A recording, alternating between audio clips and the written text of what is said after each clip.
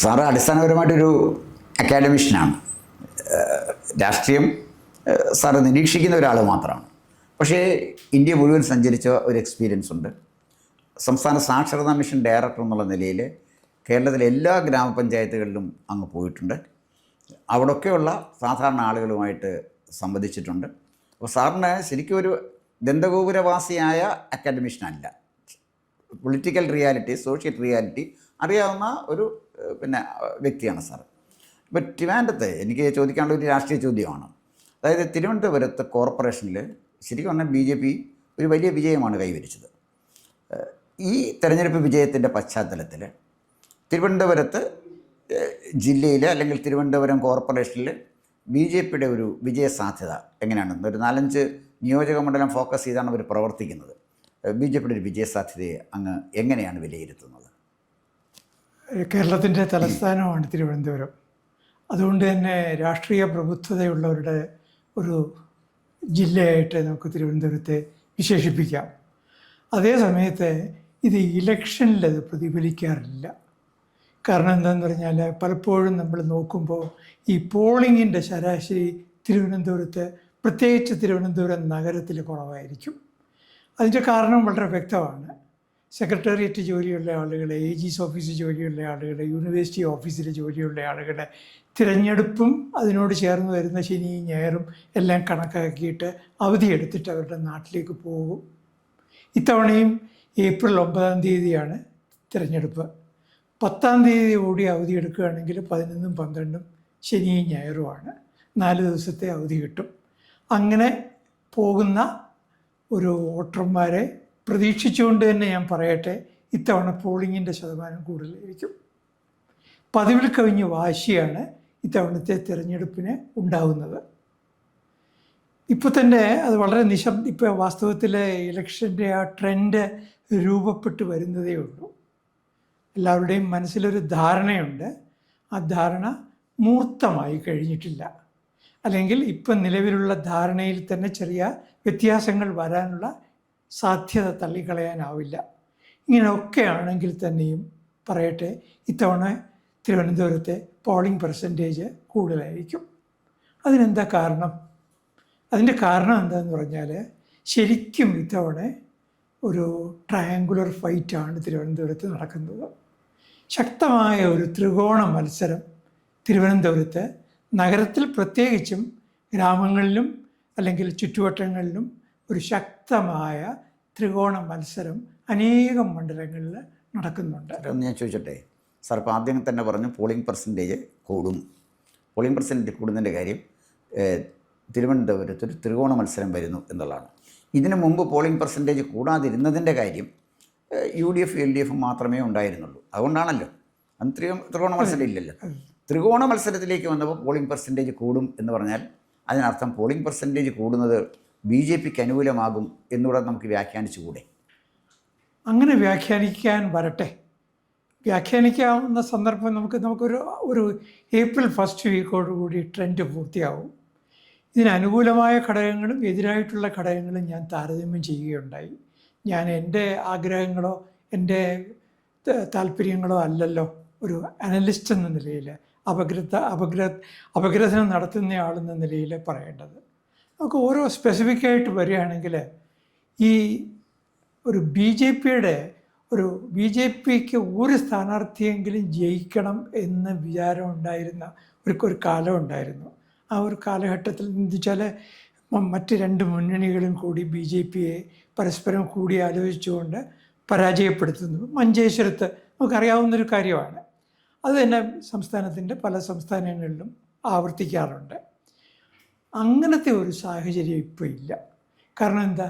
ഇപ്പോൾ UDFും LDFും തികഞ്ഞ ശത്രുതയിലാണ്. ഇന്ത്യ മുന്നണി എന്ന് പറയുന്ന മുന്നണിയുടെ ഘടകമാണ് എന്ന് പറയുമ്പോഴും കന്യാകുമാരി കഴിഞ്ഞ്, അല്ലെങ്കിൽ കേരളത്തിൻ്റെ അയൽ സംസ്ഥാനമായ തമിഴ്നാട്ടിൽ ഈ പറയുന്ന CPIMും കോൺഗ്രസും ഒരുമിച്ചാണ് ഭരിക്കുന്നത് എന്ന് പറയുമെങ്കിലും യാഥാർത്ഥ്യമാണ്. ആണെങ്കിലും കേരളത്തിൽ രണ്ടുപേരും ജീവൻ മരണ പോരാട്ടത്തിലാണ്. സ്വാഭാവികമായി അതുകൊണ്ട് തന്നെ അവിടെ രണ്ടുപേരും കൂടിയുള്ള ഒരു ധാരണയ്ക്കുള്ള സാധ്യത കുറവാണ്. അപ്പോൾ ഡീലിനെ പറ്റിയുള്ള ചർച്ചകൾ നടക്കുന്നുണ്ട്.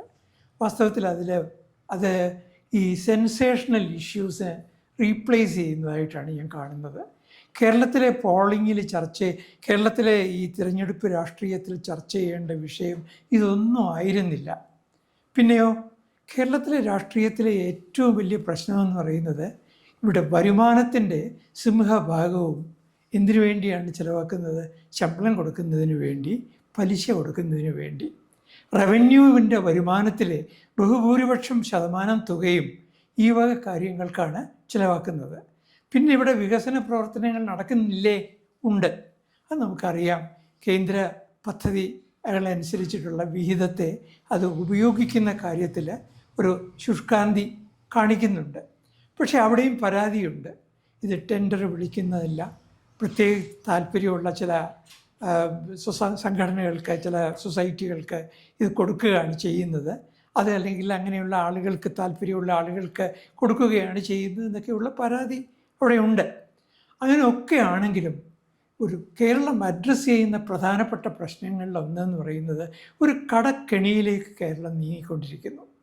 സത്യമാണിത്. അപ്പം മറുവശത്ത് പറയുന്നത് എന്താണ്? ഒരു ഫെഡറൽ ഗവൺമെൻറ്റാണ്, ഞങ്ങളെ കേന്ദ്രം അവഗണിക്കുന്നു എന്നൊക്കെയുള്ള മുറവിളി അവിടെ ഉണ്ട്. പക്ഷേ കേന്ദ്രം എന്താണ്? അവഗണിക്കുകയല്ല ചെയ്യുന്നത്, താക്കീത് കൊടുക്കുന്നുണ്ട്, കണ്ണുരുട്ടി കാണിക്കുന്നുണ്ട്, ഭയപ്പെടുത്താൻ ശ്രമിക്കും. അതൊക്കെ സ്വാഭാവികം.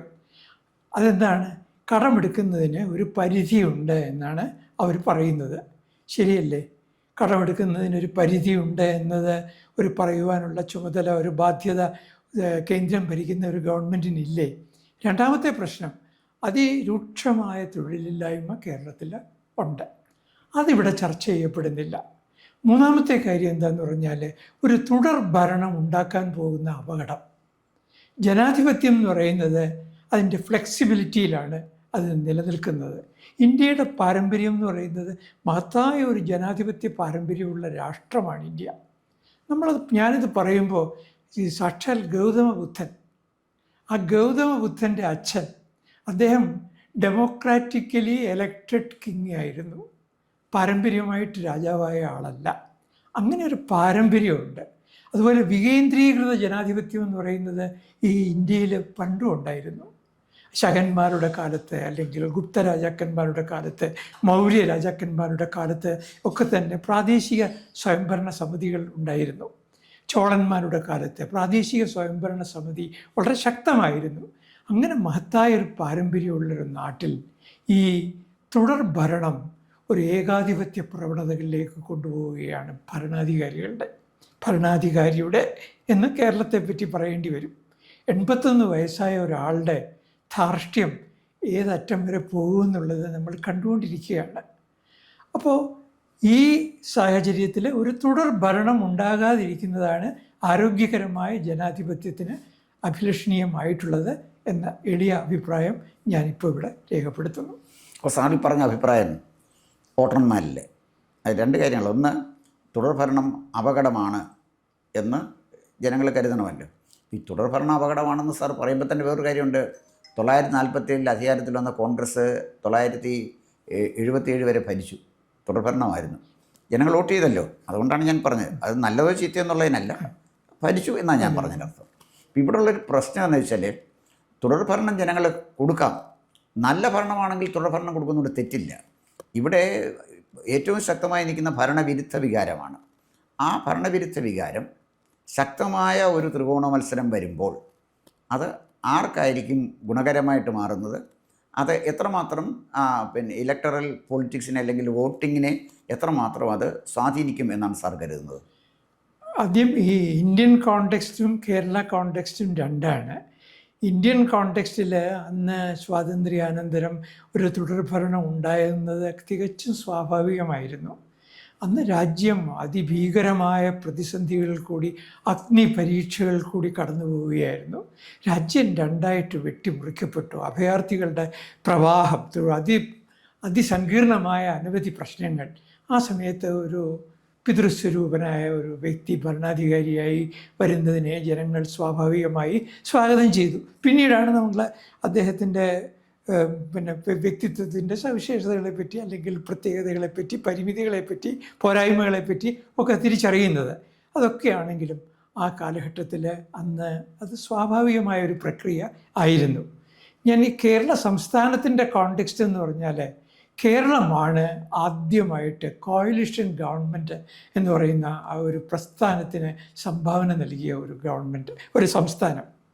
ഇത് മാത്രമല്ല, അതിൻ്റെ ഒരുപാട് തരത്തിൽ ആദ്യഘട്ടങ്ങളിൽ അതിൻ്റെ പരീക്ഷണങ്ങൾ, അതിൻ്റെ സെറ്റ് ബാക്സ് ഒക്കെ കഴിഞ്ഞു. അതിനെ ഒരു സ്റ്റേബിൾ ആയിട്ട് പിന്നെ കോalition ഗവൺമെൻറ് വന്നു.